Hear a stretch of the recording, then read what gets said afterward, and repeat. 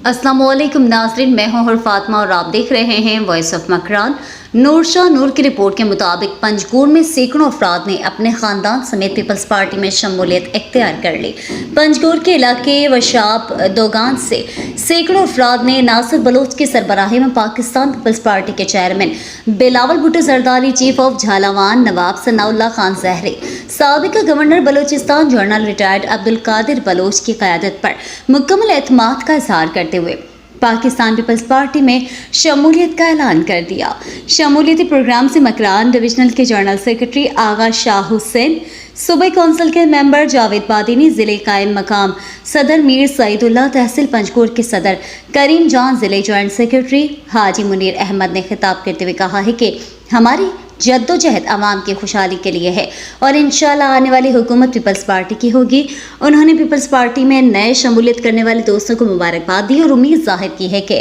नए शामिल होने वाले